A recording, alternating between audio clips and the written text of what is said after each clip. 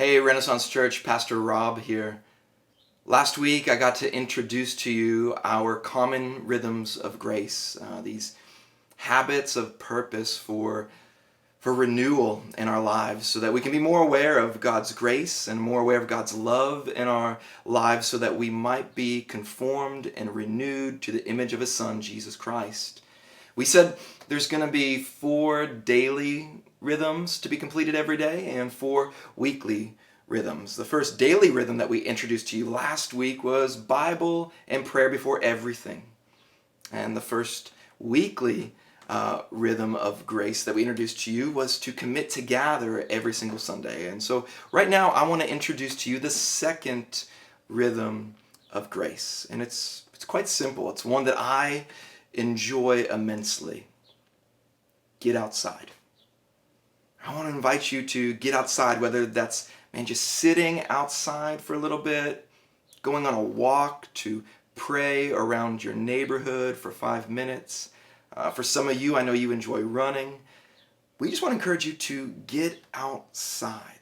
Now, why would we say to get outside? Well, we as image bearers are embodied souls. God created us in physical bodies to enjoy His physical creation. I mean, the psalmist in Psalm 19 says, "The heavens declare the glory of God, the skies proclaim His handiwork. Day to day they pour forth speech, night to night their voice is heard." But then he goes on and says, you can't hear them speaking.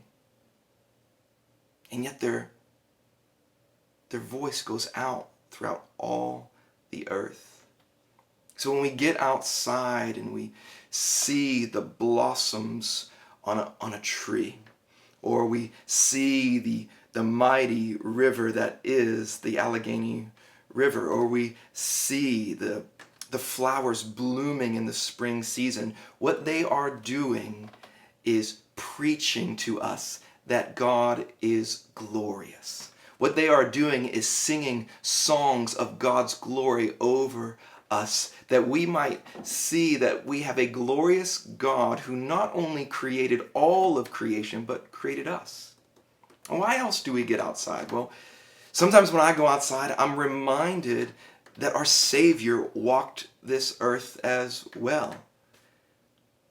He was truly man and truly God, and most of His teachings came from illustrations of the real physical world. And so when we're outside, we might be able to see things that remind us of His parables. Like when we see rocky ground, we might be reminded of the seed that fell onto rocky ground and not into good soil.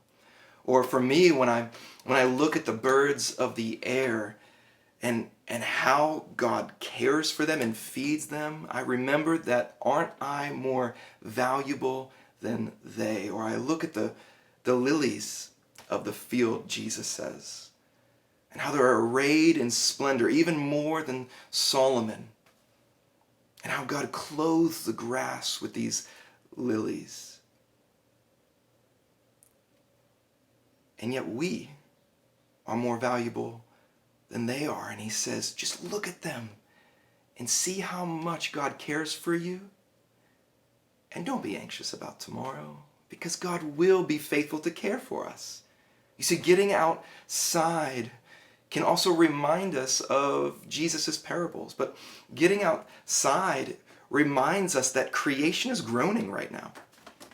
Creation is longing for the new heavens and the new earth to be united. And so when we're outside and we see all of God's creation, we're reminded in Romans 8 that it's groaning, longing for the return of their King. And when we're outside, we might groan with all creation, longing for the return of Jesus. See, I'm convinced that when we get outside and enjoy God's good creation that He has put us in, we're going to be reminded of His glory, which is His grace to us to keep renewing us. And so, Renaissance Church, I invite you to get outside, go on walks, or maybe just sit outside and enjoy all of God's creation so that you might be renewed by that glory.